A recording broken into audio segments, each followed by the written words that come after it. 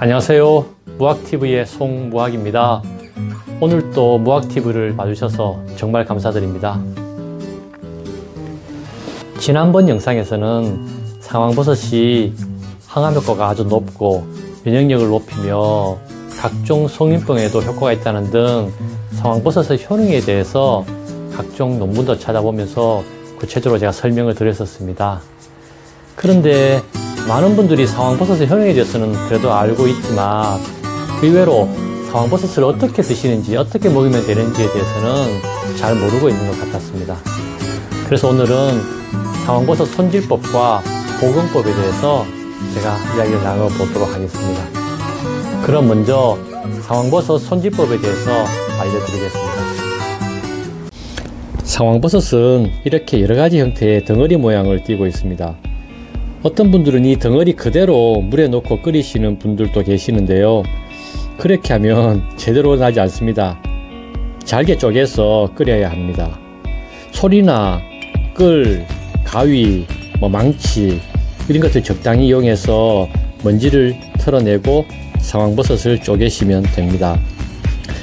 먼저 상황버섯 표면에 있는 이끼나 먼지를 부드러운 칫솔이나 거친 소를 이용해서 깨끗이 제거해 줍니다.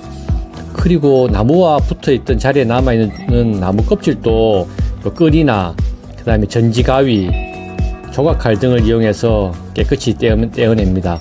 나무를 떼어낼 때 손이 다치지 않도록 조심하셔야 됩니다.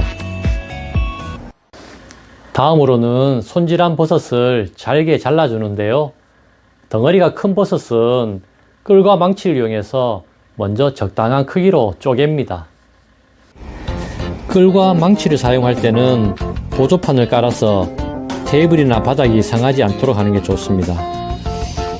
큰 버섯을 쪼갤 때는 버섯의 윗부분보다 아랫면, 중간, 끝부분을 겨누어 가르는 게 보통은 조금 더 쉽습니다. 때로는 위쪽에 갈라진 틈이 있다면 그런 곳을 쪼개는 것도 좋습니다. 그렇게 작은 덩어리로 만든 다음에 나무 자루는 전지가위 등을 이용해서 잘게 잘라줍니다. 계속 끌과 망치를 사용해서 더 잘게 쪼개도 되지만 날이 볼록한 전지가위를 이용해서 자르면 그래도 비교적 쉽게 자를 수 있습니다.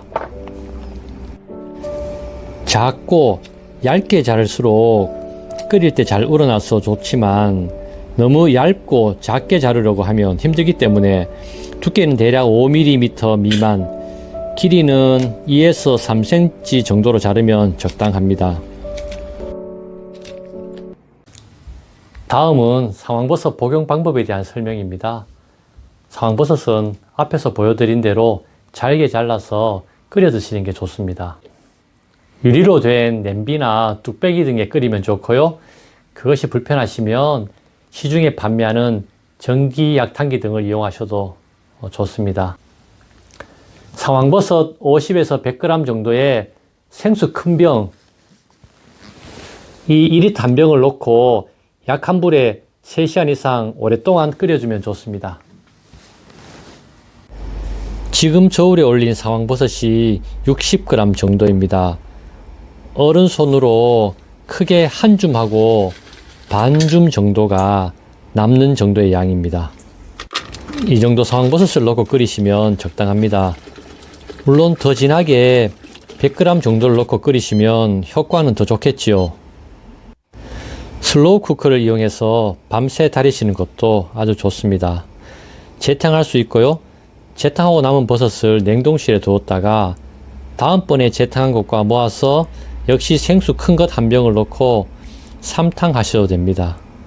끓인 물은 하루 서너 잔 이상 드시면 됩니다. 더 드셔도 문제가 없고 좋으니까 드시는 양에 너무 민감해 하실 필요는 없습니다. 드시고 남은 물은 냉장 보관하시면 좋습니다. 상황버섯 끓인 물맛이 쓰다고 생각하시는 분도 계시는데요. 전혀 쓰지 않습니다.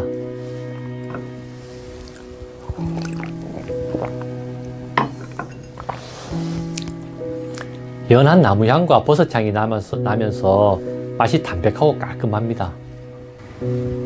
수입 상황버섯은 드시지 않는 것이 좋습니다. 방부 처리 우려도 있고 효능도 검증되지 않았으며 끓일 때 보면 역한 냄새도 납니다. 국산 상황버섯을 드시기를 권해드립니다. 이상으로 상황버섯 복용법과 손질법에 대한 이야기를 마치도록 하겠습니다. 앞으로도 무학TV 많이 봐주시고 구독, 좋아요, 공유 부탁드립니다. 더 좋은 영상으로 보답하겠습니다. 감사합니다.